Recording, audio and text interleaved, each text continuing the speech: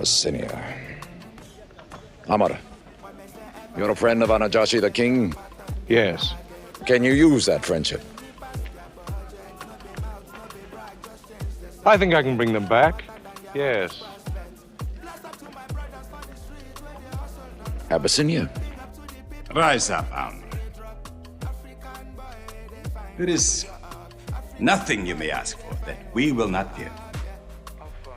Lion of Judah, I don't know where to begin. The Jews, a study of race and environment by Maurice Fishberg, 1911. In Abyssinia, there is a large colony of Jews, called Falashas, who are of pure African type.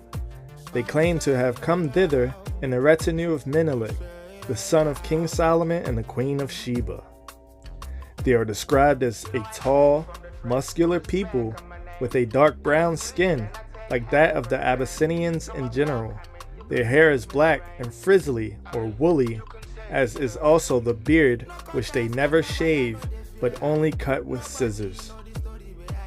Many of them are black and have thick lips, which are upturned and are particularly Negroes. They speak the same language, live in similar houses, and have most of the habits of life and customs of the non-Jewish Abyssinians, from whom they differ only in religion. It is stated that the Falasha are not the only Jews of Negro race. Bastian speaks of Negro Jews living on the Luango coast in Western Africa. They are called there Muvambu, or Judeos. They are on the whole a fair-looking race, says Bastian. They are more serious and restrained than the rest of the Negroes.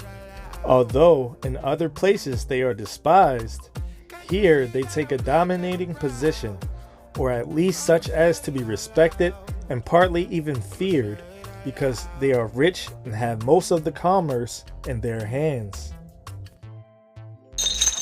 When we suffered persecution in Mecca, Muhammad told us, go to Abyssinia, the land of a righteous king, where no man is wronged. What they called persecution was fair punishment.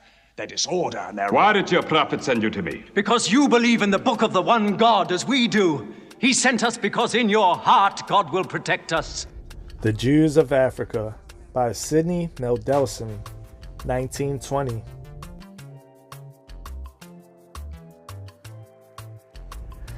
A well-known authority states that there were always Jews in Ethiopia from the beginning, and this statement may be conjecturally justified by the proximity of Abyssinia and Ethiopia, and their dependencies to the ancient homes of the Israelites in Egypt and Palestine. There are, however, several theories respecting the origin of the Jews in Abyssinia and Ethiopia, and Falashas and Abyssinians alike have always believed and still believe in the Judaic origin of their individual races. While many authorities are of an opinion that 3 separate migrations of Jews into Ethiopia actually took place, the 3 theories chronologically arranged are as follows.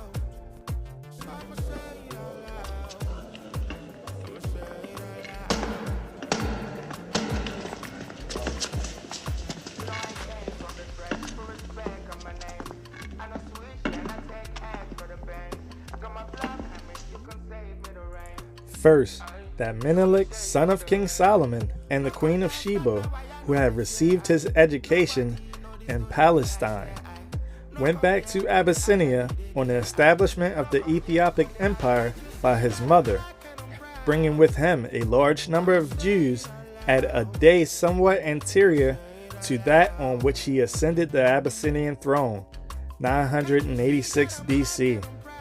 Secondly, that Sargon, or Sennacherib, the successor of Shalmaneser III, king of Assyria, having continued the war commenced by his predecessor, conquered the kingdom of Israel and brought the captive Jews and their king Hosea to his country, 722 BC, and from thence eventually found their way into Abyssinia and Ethiopia. And thirdly, After the destruction of Jerusalem by Vespasian in 70 AD, large number of Jews fled or drifted into Ethiopia, Abyssinia, and the neighboring territories.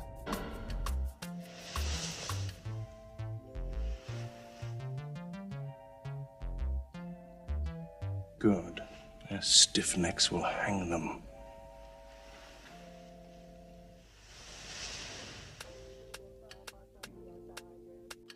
An introduction to astronomy, geography, and the use of globes. 1794.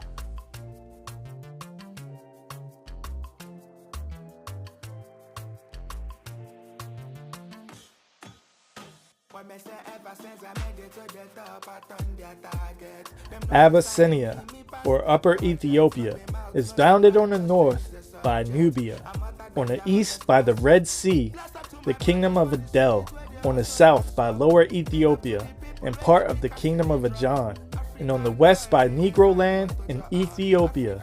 It is a very hot country, except in the rainy season, when for 4 months in the year greater rains fall than perhaps in any other part of the world, which occasions the swelling of the Nile.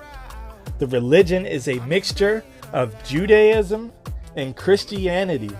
This country is governed by a king called Negus, who generally dwells in tents with his whole court. He can raise an army of 600,000 men. At Axum, in this country, it is said, are preserved the manuscripts of Enoch, Solomon, and Ezra's, written with their own hands. God has spoken to us before. Through Abraham, Noah, Moses, and through Jesus Christ. Why should we be so surprised that God speaks to us now through Muhammad? Who taught you those names? They are named in the Quran. I knew Muhammad when he was an orphan minding sheep. And we knew Christ as a carpenter.